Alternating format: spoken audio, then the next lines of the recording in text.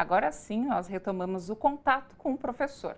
Voltamos a falar sobre a situação do Equador, que está em estado de conflito armado interno, emitido pelo presidente Daniel Noboa após a onda de violência que tem tomado conta do país com agentes penitenciários reféns. Agora vamos falar com Gilberto Maringoni, professor de Relações Internacionais da UFABC, especialista em América Latina. Agora sim, boa noite, professor. Boa noite, a gente teve um pequeno probleminha, espero que não caia mais a rede. Não vai cair.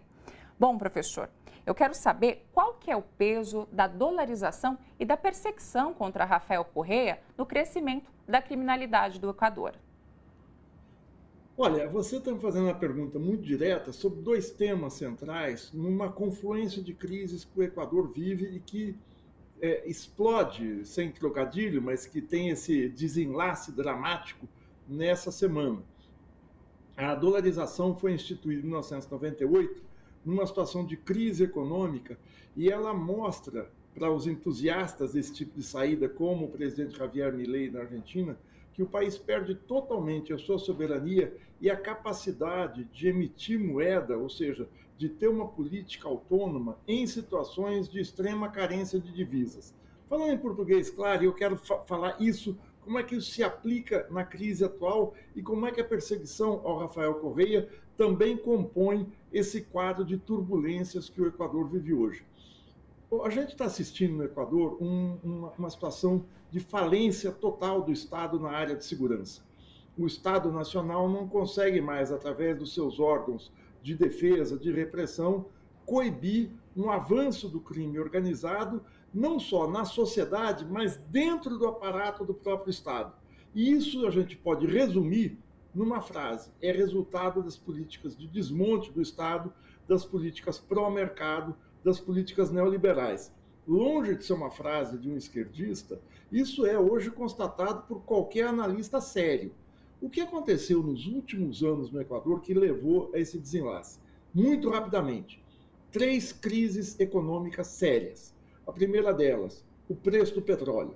O Equador não é um produtor de petróleo significativo em termos globais, mas o óleo tem um peso significativo na sua economia interna, o que ele exporta de petróleo e gás é muito importante para a sua economia, e a partir de 2014 e 2015, o preço do petróleo teve uma queda no plano internacional muito grande. Exemplo, o preço do barril em 2015 estava em torno de $30. 8 anos antes, em 2007, 2008, o preço estava a 130, 140 dólares. Isso impactou todas as economias dependentes da exportação do petróleo.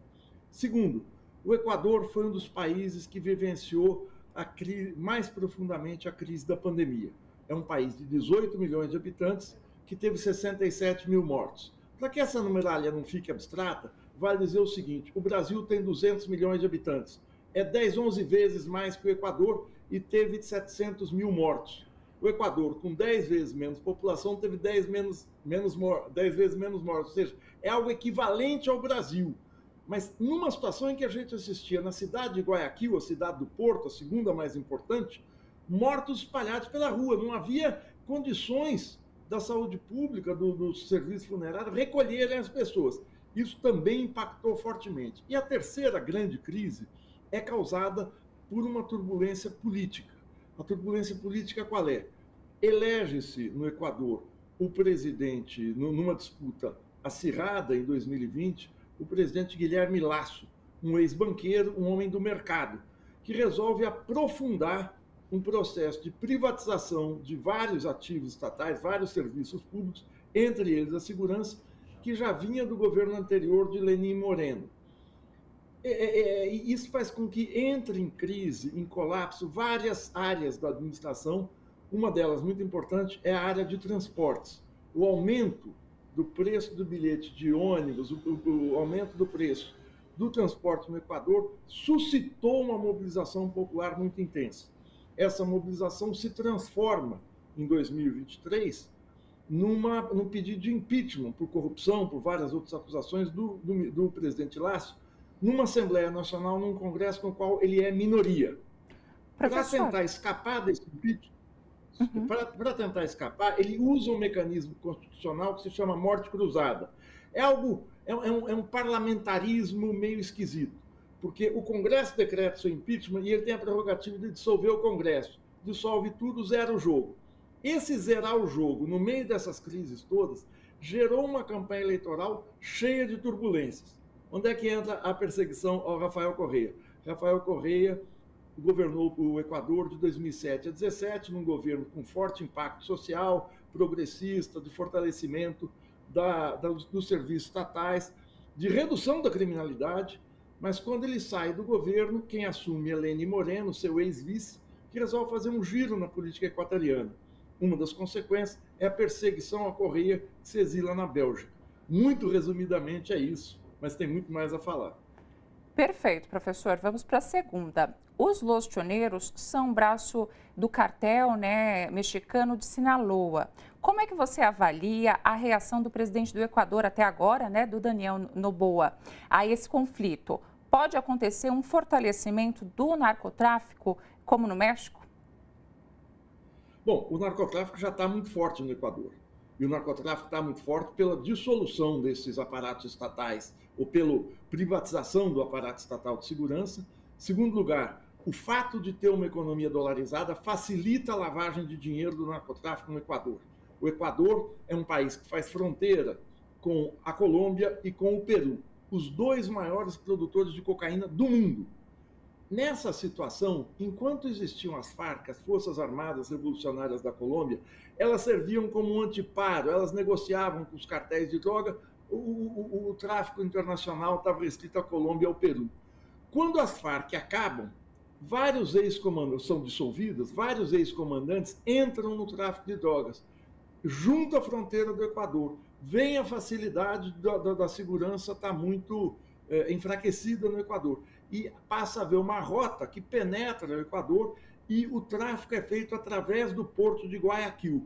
O porto de Guayaquil é um enorme porto internacional de exportação de banana, de petróleo e tal, em que a droga sai por ali, é escoada para os mercados dos Estados Unidos e da Europa.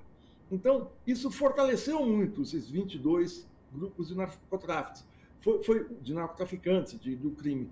Foi um deles, o grupo Los Lobos, que cometeu o assassinato daquele candidato a presidente, o Villavicencio, em 11 de agosto de 2023. A campanha eleitoral pós-Guilherme Lasso, pós o Morte Cruzada, foi muito brutalizada por isso. Chega ao final da campanha um candidato, o Noboa, que é filho do homem mais rico do Equador, e a Luísa Gonçalves, que é uma candidata ligada ao Rafael Correa. A direita toda se une em torno do Noboa e ele faz uma campanha pregando repressão pesadíssima ao crime organizado. No entanto, é preciso atentar para uma questão.